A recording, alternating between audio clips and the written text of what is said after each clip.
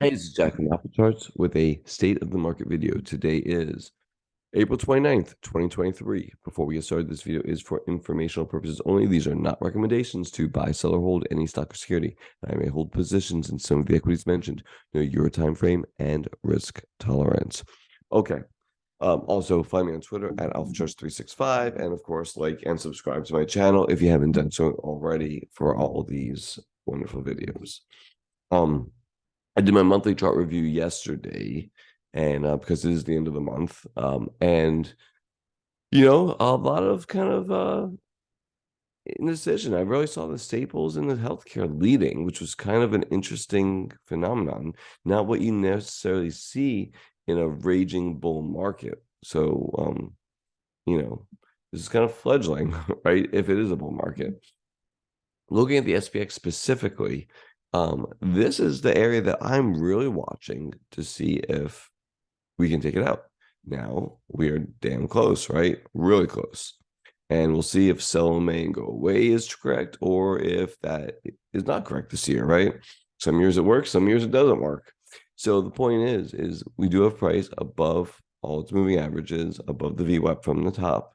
And listen, this little pullback right here, maybe it was a shakeout, right? Maybe it was a shakeout, but that was definitely a bearish look to it for sure. With maybe the start of a potential double top, right? Right there, it would be a very clean double top if it showed up, right? But it didn't continue lower, and now it's retesting the highs. Now one, maybe two right there, three here, four here. The more times it's tested, the greater the chance that it is going to bust through. So, a move higher here wouldn't shock me. 4180, 4200. That's the area that literally everybody is watching right now, right? I mean, I've heard everyone talk about 4200.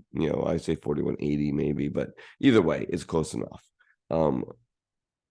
For the right side of this just gigantic base. So that's not bad. On the weekly chart, let's look at this on the weekly. Again, beautiful hammer on the week, right? The beginning of the week and middle of the week. It was looking pretty rough, but it hammered out the week and it looks pretty good. It's up 0.87 on the week. RSP equal weighted was up 0.15. But again, long tail on the bottom. I mean, that's a bullish candle, right? Buyer stepped in and really pushed it higher on the weekly. Looking at the daily, again, above the moving averages, not really bullshit aligned on the RSP, but, and again, just like the SPX, coming into an area of congestion, potentially important area. We'll see what it does as May develops, the first few days. We may get fund flows in, first, the first and the 14th of the month, people's paychecks hit and fund the market, whatever. So that, but after the first or second day, we'll see. Now, let's look at the RSP SPX ratio, because I think this one is definitely one that I've been watching, as you all know. And the question is this like a bear flag on the ratio, right? And it started to move lower. We did have a pullback, which was constructive, right? There's only one way to say that's constructive on this. But if this rolls over and continues lower, it's hard to get very overly bullish the market if leadership is narrowing. Not saying the market can't go up, but if leadership is, we want to see leadership expanding, not narrowing. And that's what we're not seeing quite yet. Maybe it's the start, but that's 2 days, 1 day, whatever this was, is not enough, right? We got to see this really ripping to the upside, and we'll see. Maybe it will. Maybe it will. Looking at the Qs, this one did take out this congestion area right here, and it moved higher. That's a big positive, right? Can't spin that any other way. This is then the next relevant area, 334-ish, right? 334-ish is the next potential area. And that's decent. Again, above the VWAP from the high. That's what this yellow VWAP is over here. I'm going to take this one from the low off because I don't think it's relevant anymore. VWAP from the high. Prices above it. Lovely. As long as it stays above it and above all the moving averages, I think it's a bullish looking chart. On the week, we had a lot of earnings this week, and it was up 1.88. That's a little kind of weekly flag, and it moves higher, right? I mean that's reasonable, right? For continued. Now again, does everything go straight up? It doesn't, but that's decent, right? Looking at the equal weight, it's Q. So there's your divergence. Like, we can't make that divergence any more clear than this. Cap weighted Q was up 1.88%. Equal weighted Q on the week was down 0.5% almost, right? Again, it was a hammer, right? But it was still down. And that is the part that's I say breadth needs to be expanding. And you can see in the Nasdaq, it just isn't, right? Let's go to a daily chart. And this is still our pertinent level on the equal weight that needs to be taken out. We'll call it $74. And again, it just didn't happen. Now, looking at equal weight versus Q, I haven't looked at this chart in a while, so let's see what it says. Okay, looks just like the SPX, right? Just clean it up just a little bit, right? And then you see the down, the consolidation, the down, Friday, a little tiny uptick, but nothing really to write home about. Not as much as the S&P.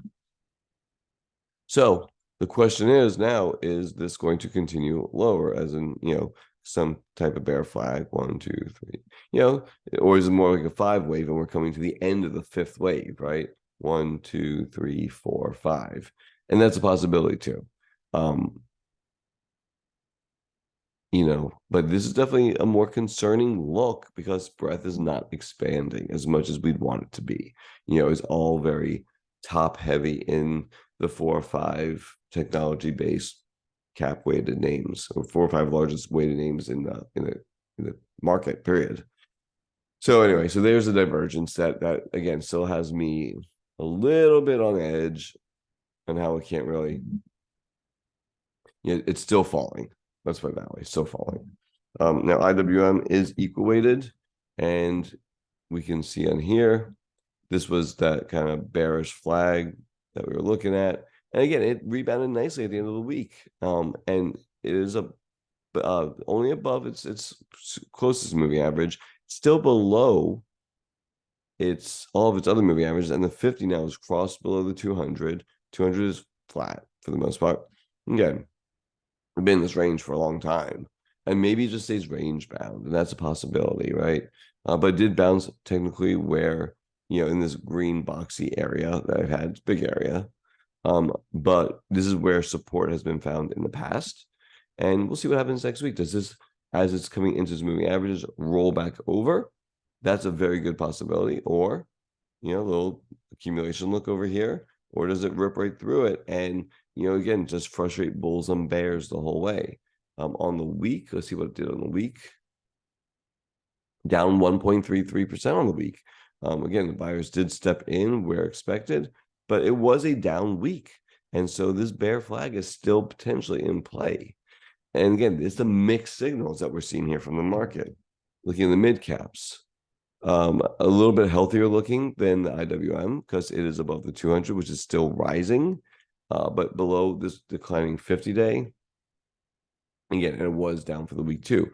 So even the end of the week felt really good, especially on the SPX, right? The 0.87, RSP 0.15, so barely positive. Equal weighted Qs negative, IWM negative on the week, MDY negative on the week. It was a feel good week, but the question was it really a feel good week? And looking at the equal weighted stuff, I still have to take a cautious stance, even though I do like that we're close to taking this out. We haven't taken it out yet.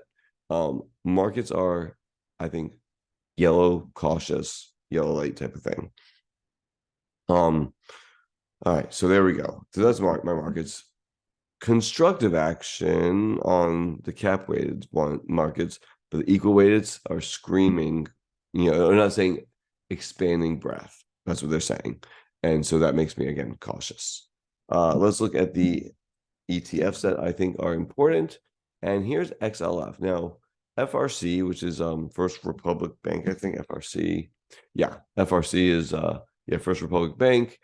Everyone has been talking about that, with it potentially going into receivership, failing this weekend. If it does, FDIC is expected to take it over, take on the bad loans, and package up and sell the rest of the good stuff in the bank to a larger bank that will buy it. And it'll probably reopen Monday, if it does go into receivership this weekend. But it didn't really weigh on XLF, the idea of another decent sized bank going into receivership. Okay, that's fine. Don't care about that. I did care about this rising wedge into moving averages and falling. Now, it did stop at a declining 50-day. So it'll be interesting to see what happens on Monday, if this rolls over or not. It hasn't taken out this, so I still think this rising wedge is in play. On the week, it was down on the week, right? Even though the buyer showed up, it was down on the week. So we'll see if it does break out of this rising wedge and comes back and retests $30, all important $30 level, right? All important $30 level. We'll see. Looking at XSD, not a good look, right? I mean, on the weekly chart, it was down 6%, semiconductors, below the 200-day, back to the daily, below the 200-day moving average. All these moving averages are moving lower. It's hard to get very bullish the economy if we're seeing the equal-weighted semiconductor names literally waterfalling down. That's what this is. It's a waterfall, right? I mean, right? You have the 200-day rising, but look at what the short-term moving averages are doing, right? You have a little double top right there, and boom, going down. So not a good look for the equal-weighted semiconductors at all, down, like I said, 6.83 on the week. Now, looking at the cap-weighted semiconductors, they're only down 0.44, right? So those large caps are keeping this afloat, period, end of story.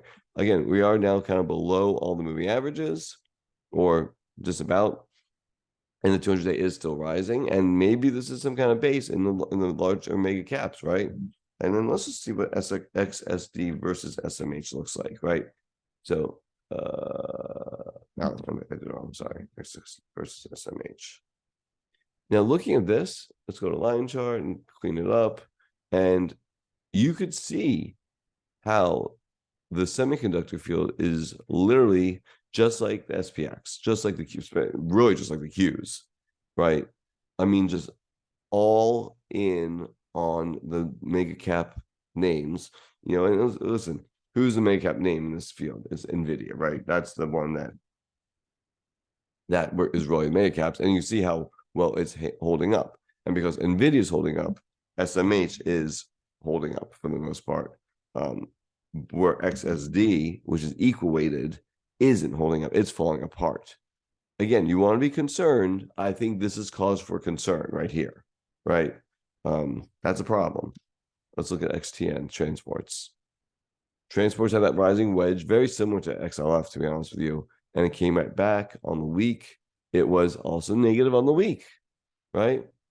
Negative on the week. So again, everyone got excited on Thursday, Friday, but it's still lower on the week. It is basically right at the 50-day moving average, right? And right at slightly above all the other moving averages. So again, if it rolls over, then not much has happened. But again, a 3% move on Friday, 2% move on Thursday, and people are excited. It's hard for me to get excited when you see it down on the week, and you see that it really didn't. Sorry, XHBN. Gotta look what I'm typing here. Now, housing. Housing's a different story. It's above all its moving averages, and looking at the week, it was up on the week 2%. And even if you look at the pure housing play, ITB, it again was up on the week and is breaking out of this beautiful kind of cup and handle look to it, right?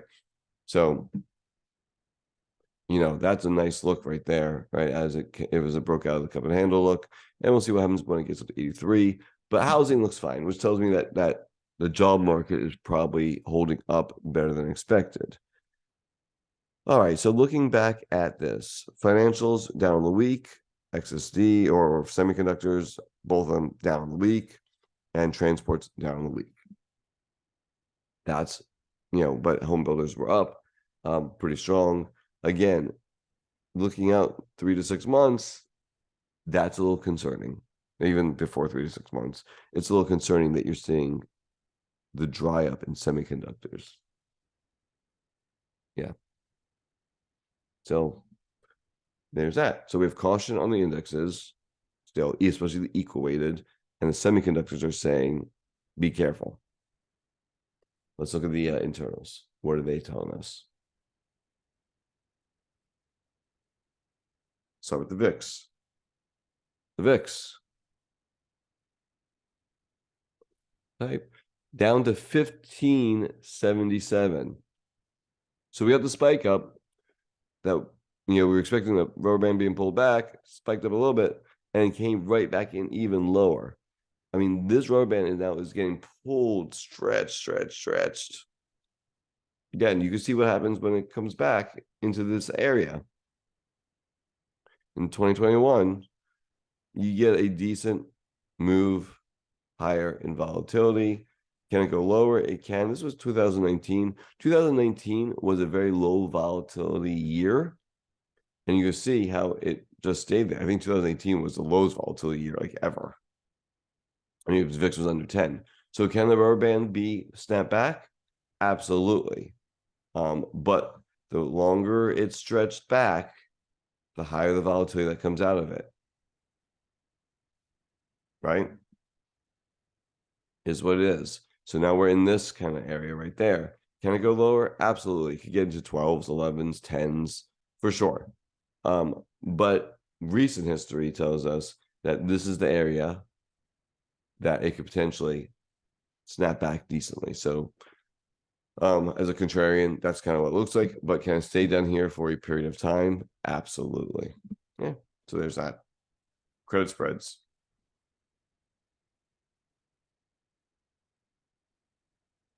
Credit spreads are just kind of in this range. Again, we started to see the rise. Not much to say on credit spreads. They're not moving in one way or the other at this point. Let's look at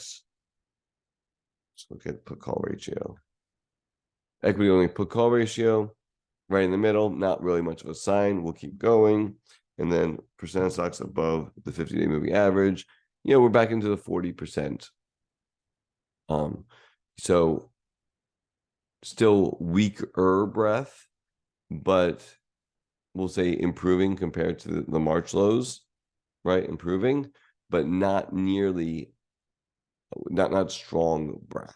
Let's put it that way. Back to, basically, didn't even take out this high yet, right? In the same week. So that's an issue as well. Breath is still not expanding quickly, right? It doesn't look like this. Doesn't look like this. And maybe it does, right? Maybe it just needs more time and it will look like this, but we're not seeing that quite yet. The dollar is just chopping around. 10-year, just to be complete with all this stuff, just kind of chopping around, not really doing much. And yeah, so there we go. So let's put it all together and let's look at gold actually while we're here.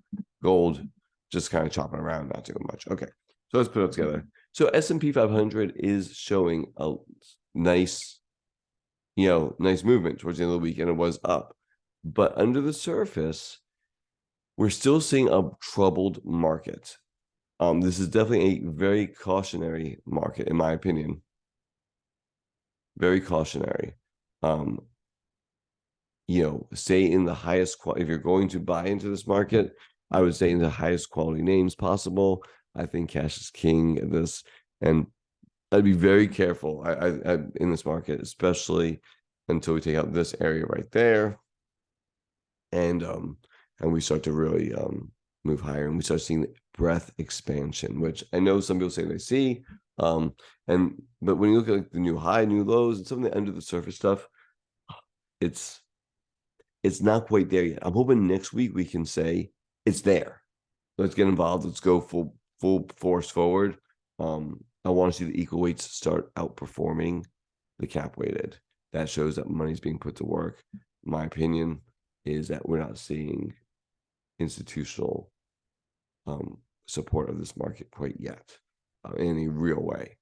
So that's what I got for you. Good luck this week. Hope you're all going to do well. Check out Stocks to Watch. I'll have that out tomorrow for you. Until then, again, be safe. Take care. Bye.